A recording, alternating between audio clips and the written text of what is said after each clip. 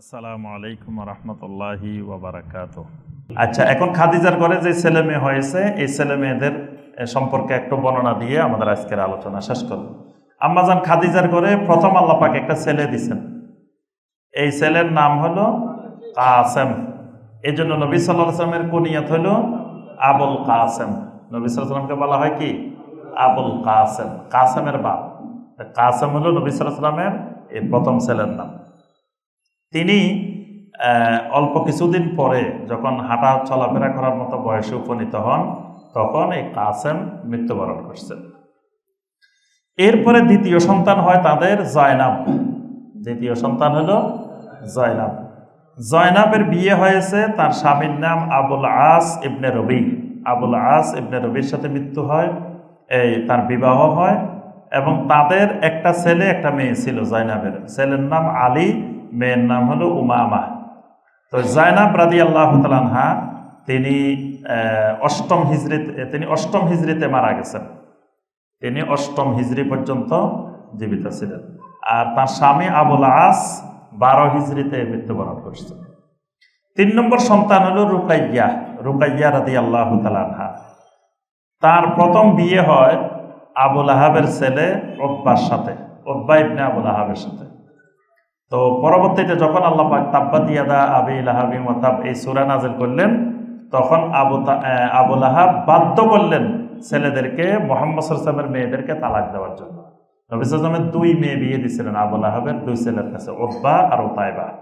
তো উতবার কাছে বিয়ে দিয়েছিলেন রুকাইয়া, আর উতাইবার কাছে বিয়ে দিয়েছিলেন উম্মে কুলসুম রাদিয়াল্লাহু তাআলা আনহাকে। তো 2 মেয়েকে তখন তালাক দিয়ে দেয় বাপের নির্দেশ ক্রমে, বাপ বাধ্য করছে তাদেরকে তালাক দেওয়ার জন্য।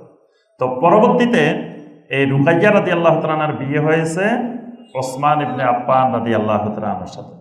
এখন উনি আপনার দ্বিতীয় হিজরিতে রুকাইয়া রাদিয়াল্লাহু তাআলা আনহা মারা গেছেন। এরপরে ওসমান রাদিয়াল্লাহু তাআলা আনহুর কাছে বিয়ে দিয়েছেন উম্মে কুলসুম রাদিয়াল্লাহু তাআলা আনহাকে। এই জন্য আবু বকর রাদিয়াল্লাহু তাআলা আনহু ওসমান রাদিয়াল্লাহু তাআলা আনহুকে ডাক দিয়েছিলেন ইয়া জান্নুরাইন। জুন্নুরাইন বলছেন 2 নূরের অধিকারী, মানে নবী সাল্লাল্লাহু আলাইহি ওয়াসাল্লামের 2 মেয়েকে তিনি বিবাহ করেছিলেন। আচ্ছা, 4 নম্বর সন্তান উম্মে কুলসুম রাদিয়াল্লাহু তাআলা আনহা। তার ব্যাপারে তো আমরা বলছি, তার প্রথম বিয়ে হয়েছে উতাবা ইবনে আবুল আহাব, আবুল আহাবের ছেলে উতাইবার সাথে। পরবর্তীতে ওসমান রাদিয়াল্লাহু তাআলা আনহুর সাথে তার বিয়ে হয়, তিনি 9ম হিজরিতে মৃত্যুবরণ করছেন। ফাতেমা রাদিয়াল্লাহু তাআলা আনহা, উনি হলো তাদের 5ম সন্তান। তিনি তার বিয়ে হয়েছে কার সাথে? আলী ইবনে আবি তালেব রাদিয়াল্লাহু তাআলা আনহুর সাথে। তার বিয়ে হয় 2য় হিজরি সফর মাসে। আর তিনিও মৃত্যুবরণ করছেন নবী সাল্লাল্লাহু আলাইহি ওয়াসাল্লামের ওফাতের 6 মাস পরে। মানে নবী সাল্লাল্লাহু আলাইহি ওয়াসাল্লামের ওফাতের আগেই সব ছেলে মেয়ে মারা গেছেন, শুধু একজন জীবিত ছিলেন, ফাতেমা রাদিয়াল্লাহু তাআলা। তিনিও নবী সাল্লাল্লাহু আলাইহি ওয়াসাল্লামের ওফাতের 6 মাস পরে মারা গেছেন। নবী সাল্লাল্লাহু আলাইহি ওয়াসাল্লামের ওফাতের আগে তিনি কান্নাকাটি করতেছিলেন। নবী সাল্লাল্লাহু আলাইহি ওয়াসাল্লাম তাকে ডেকে কানে কানে কি যেন বলছেন, বলার পরে তিনি আর কাঁদেন না। তো নবী সাল্লাল্লাহু আলাইহি ওয়াসাল্লামের ওফাতের পরে একদিন আম্মাজান আয়েশা রাদিয়াল্লাহু তাআলা আনহা তাকে ডেকে জিজ্ঞাসা করছেন যে আপনি কাঁদতে কাঁদতে শেষ, নবী সাল্লাল্লাহু আলাইহি ওয়াসাল্লামের জন্য আপনাকে কানে কানে কিছু বলার পরে আপনি আর কাঁদলেন না, কি বলছিলেন আল্লাহ রাসূল সাল্লাল্লাহু আলাইহি ওয়াসাল্লাম?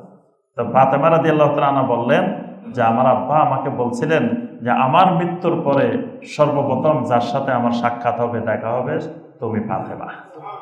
মানে তুমি আমার মৃত্যুর পরে আর দেরি হবে না, তুমি কিছুদিনের মধ্যেই মারা যাবে, সর্বপ্রথম আমার পরিবারের সদস্যদের থেকে তোমার সাথে আমার সাক্ষাৎ হবে। সুবহানাল্লাহ। এই জন্য আমি কান্না বন্ধ করে দিছি, আমিও তো আমার আব্বার কাছে কদিন পরে যাইতেছি, এই জন্য আমি আর কাঁদি নেই। সুবহানাল্লাহ। আচ্ছা, তার ঘরে 4টা সন্তান হয় ফাতেমা রাদিয়াল্লাহু তাআলা আনহার ঘরে। হাসান রাদিয়াল্লাহু তাআলা আনহু, হুসাইন রাদিয়াল্লাহু তাআলা আনহু, উম্মে কুলসুম আর জায়নাব, এই দুটো ফাতেমা রাদিয়াল্লাহু তাআলা আনহার গর্ভে 2টা মেয়ে। আচ্ছা, এরপরে তাদের আরো 2টা সন্তান, একটা হলো তৈয়ব, একটা হলো তাহের।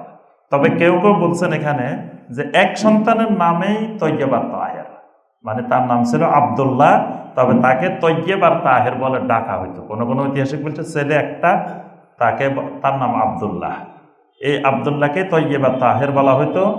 তো এই ছেলেটা নবুয়তের পরে জন্মগ্রহণকারী সন্তান, মানে আগের গুলা সব হয়েছে নবুয়তের আগে, এই নবুয়তের পরে হয়েছে শুধু আব্দুল্লাহ। আর ওই শেষ দিকে গিয়ে আবার আরেকজন হয়েছেন মারিয়া কিপ্তিয়া রাদিয়াল্লাহু তাআলা আনহার ঘরে ইব্রাহিম রাদিয়াল্লাহু তাআলা, ইব্রাহিমও মারা গেছেন হওয়ার পরে। তো এই আম্মাজান খাদিজার ঘরে হয়েছেন আব্দুল্লাহ নবুয়তের পরে। এই জন্যই তাকে সবাই তৈয়ব তাহের ডাকতেন, মানে নবুয়তের পরে হওয়ার কারণে। তো তিনিও যখন মারা গেছেন, দুই ছেলে বা তিন ছেলে সব মারা গেলেন। মারা যাওয়ার পরেই তখন কাফেরেরা বলা বলি শুরু করছে, আস ইবনে ওয়াইল সবাই বলতেছে মুহাম্মদ সাল্লাল্লাহু আলাইহি ওয়াসাল্লাম হলো আবতার। আরবে যাদের ছেলে মেয়ে হয় না বা হয়ে সব মরে গেছে এদেরকে বলা হয়তো কি আবতার। আবতার মানে নির্বংশ। দেখবেন এখনো অমুসলিমেরা গালি দেয় নির্বংশীয়, নির্বংশীয় বলে গালি দেয়, এটা আরবের জাহেলিয়াতের গালি আবতার। তখন তারা সবাই বলা শুরু করলো যে মুহাম্মদ সাল্লাল্লাহু আলাইহি ওয়াসাল্লাম হলেন আবতার। তখন আল্লাহ রাব্বুল আলামিন সূরা আল কাউসার নাযিল করে বললেন, ইন্না আ'তাইনাকাল কাউসার ফাসাল্লি লিরাব্বিকা ওয়ানহার ইন্না শানিআকা হুয়াল আবতার। আপনার এই সন্তানগুলো নেওয়ার পরিবর্তে আমি আল্লাহ আপনাকে কাউসার দিয়ে দিছি, সুবহানাল্লাহ, হাউজে কাউসার দান করছি। আপনি বেশি বেশি আপনার রবের উদ্দেশ্যে সালাত আদায় করেন আর কোরবানি করেন। আর আপনার ওই দুশমন, ওই শত্রুরাই হলো আবতার, লাসকাটা। আজকে দেখেন ওই যারা সেদিন নবী সাল্লাল্লাহু আলাইহি ওয়াসাল্লামকে আবতার বলছে, আস ইবনে ওয়াইল যারা বলছে, তারা সব লাসকাটা, তারা সব নির্বংশ। তাদেরকে আজকে স্মরণ করার মতো, নাম নেওয়ার মতো পৃথিবীতে কেউ নাই। আল্লাহ রাসূল সাল্লাল্লাহু আলাইহি ওয়াসাল্লামকে এমন কোনো সেকেন্ড, এমন কোনো মুহূর্ত নাই যে মুহূর্তে লক্ষ লক্ষ মানুষ নবী সাল্লাল্লাহু আলাইহি ওয়াসাল্লামের উপরে দরুদ পড়তেছে না। সারা পৃথিবীতে আল্লাহর জমিনে মাইকে ঘোষণা হচ্ছে আশহাদু আন্না মুহাম্মাদার রাসূলুল্লাহ। ডেইলি 10 বার, এক মসজিদে 10 বার, 5 বার আযান দিলে 10 বার ঘোষণা হচ্ছে আশহাদু আন্না মুহাম্মাদার রাসূলুল্লাহ, পুরা আল্লাহর জমিন ব্যাপী।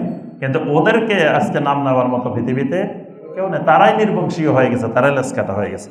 তো আল্লাহ রাসূল সাল্লাল্লাহু আলাইহি ওয়াসাল্লামকে সাদ ইবনে আবি ওয়াক্কাস রাদিয়াল্লাহু তাআলা জিজ্ঞাসা করছিলেন, ইয়া রাসূলুল্লাহ আইয়ুন নাসে আশাদ্দু বালা, কোন মানুষকে আল্লাহ বেশি পরীক্ষা করেন? আল্লাহ রাসূল বলেন আল আম্বিয়া, সবচেয়ে বেশি আল্লাহ পরীক্ষা করেন নবীদেরকে। তারপরে মানে যারা নবীদের পরে সবচাইতে বেশি আল্লাহর কাছে বেশি প্রিয়, তাদের পরীক্ষাটাও হবে এরকম বেশি বড় এবং কঠিন। তো এই জন্য আল্লাহ পাক নবী সাল্লাল্লাহু আলাইহি ওয়াসাল্লামের ছেলেদেরকে নিয়ে আল্লাহ পাক নবী সাল্লাল্লাহু আলাইহি ওয়াসাল্লামকে বড় ধরনের পরীক্ষা করেছেন। তো এই হলো নবী সাল্লাল্লাহু আলাইহি ওয়াসাল্লামের ছেলে মেয়েদের ব্যাপারে সংক্ষিপ্ত বর্ণনা। আল্লাহ পাক আমাদের সবাইকে রাসূলুল্লাহ সাল্লাল্লাহু আলাইহি ওয়াসাল্লামের সিরাতকে জানার, বোঝার, নবী সাল্লাল্লাহু আলাইহি ওয়াসাল্লামকে মহব্বত করার আল্লাহ পাক আমাদেরকে তৌফিক দান করুন। নবী সাল্লাল্লাহু আলাইহি ওয়াসাল্লামের সুন্নতের ইত্তেবা আমাদেরকে করার তৌফিক দান করুন।